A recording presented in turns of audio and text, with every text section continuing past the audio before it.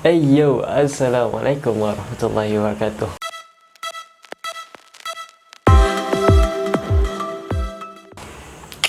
Bertemu lagi kita di platform ini. Tak kisah anda daripada YouTube, Instagram, Twitter, Facebook, TikTok. Tak sebut ke tak? Okay, tak kisahlah. Okay, dah lama kita tak buat video konten seperti ini, memandangkan kita ada kekangan dari segi masa untuk kita shooting, editing dan sebagainya. Dah lama tak buat, memang dah lama sangat kita tak buat video konten macam ni. Kita banyak buat live session, sebab live session lebih mudah lah kita berkongsi dan terus benda tu save dan post. Apa yang saya nak kongsi pada kali ini adalah berkaitan dengan perkara-perkara yang mungkin kita tak sedar selepas SPM ataupun STPM. Apabila kita ambil keputusan dan sebagainya, kita macam termenung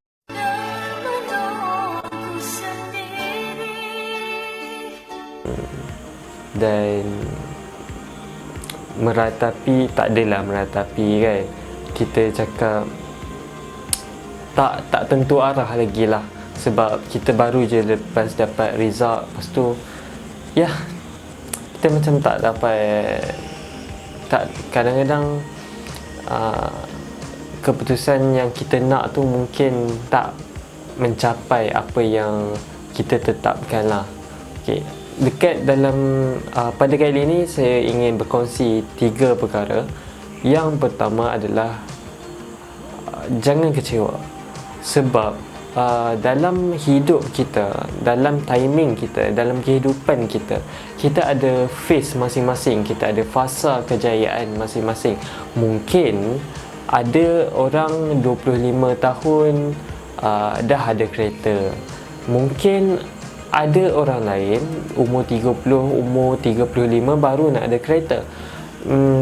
Kemudian mungkin ada yang umur 40 baru nak achieve degree kan. So fasa kehidupan masing-masing adalah berbeza.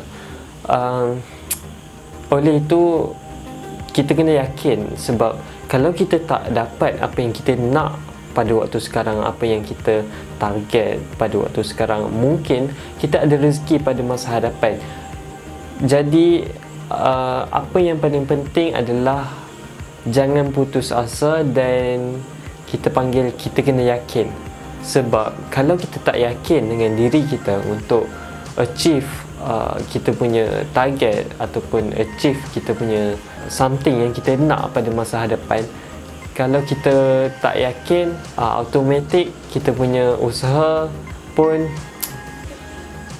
bolehlah dia tak selari dengan apa yang kita nak tu.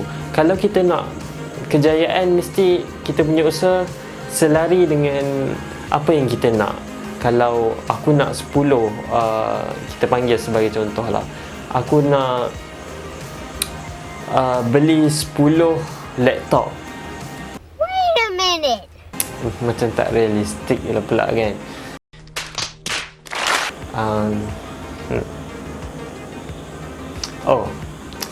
Aku nak set up bilik aku macam orang lain dekat YouTube, dekat TikTok dan sebagainya tu kan.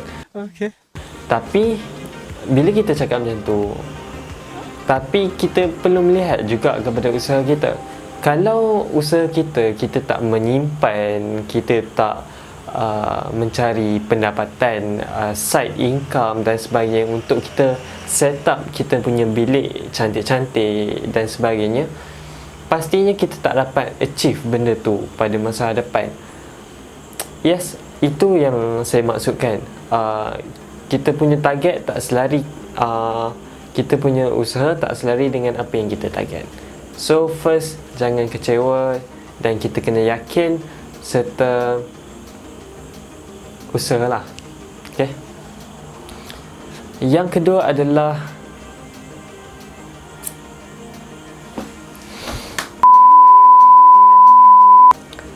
Yang kedua adalah cuba kita study bagaimana laluan yang ingin kita pilih itu selepas SPM ataupun selepas STPM itu.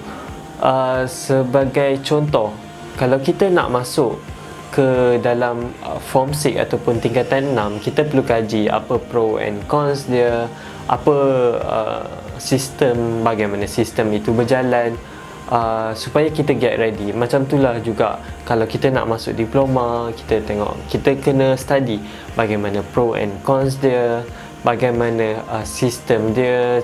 Mungkin kita boleh bertanya, mungkin kita boleh lihat perkongsian-perkongsian, sebab saya pasti dan yakin sekarang dengan teknologi yang ada, begitu banyak perkongsian yang kita boleh dapat di pelbagai platform, di YouTube, TikTok, Facebook dan sebagainya.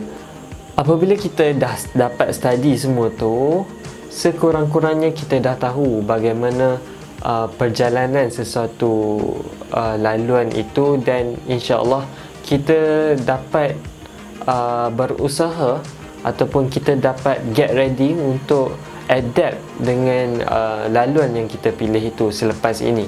Tak kisahlah mana-mana laluan pun, kalau anda tak buat preparation, anda tak get ready dengan ilmu dan juga apa-apa sahaja preparation, nanti mungkin anda tak boleh adapt, dan apabila anda berjalan dalam satu perjalanan ataupun di laluan tersebut, mungkin di tengah jalan anda akan mengalah.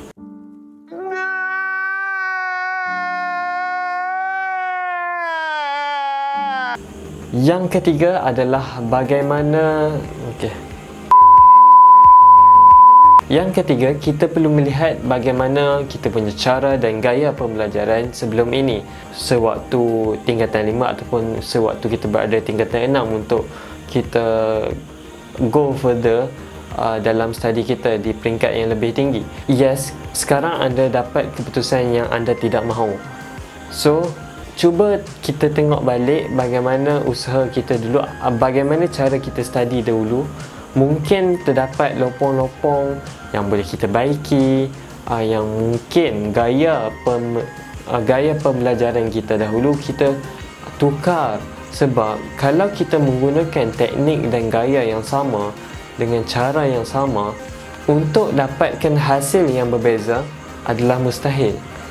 Kalau nak dapatkan satu hasil yang berbeza, satu hasil yang lebih baik, maka kita kena perlu perbaiki kita punya gaya dan cara sebelum itu. Kalau cara dan gaya sebelum itu memberikan kita satu keputusan yang kurang baik ataupun kita masih lagi kurang faham, maka kita perlu ubah. Kita perlu ubah satu cara dan gaya bagaimana untuk kita faham sesuatu perkara itu, dan insya-Allah akan memberikan satu keputusan yang lebih baik dalam kita panggil apa jua yang kita ingin capai pada masa hadapan. Kalau SPM kita buat macam ni, okey, di peringkat diploma, di peringkat tingkatan 6, asasi dan juga matrikulasi ataupun kemahiran itu sendiri pun kita ubah. InsyaAllah, kalau benda yang baik kita usaha dengan baik, kita buat dengan baik, insyaAllah rezeki tu ada untuk kita.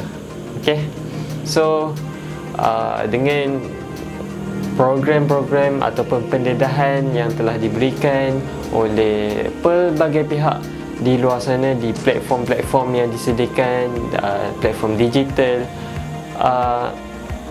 mereka boleh bagi pendedahan, kami boleh bagi pendedahan dan juga perkongsian.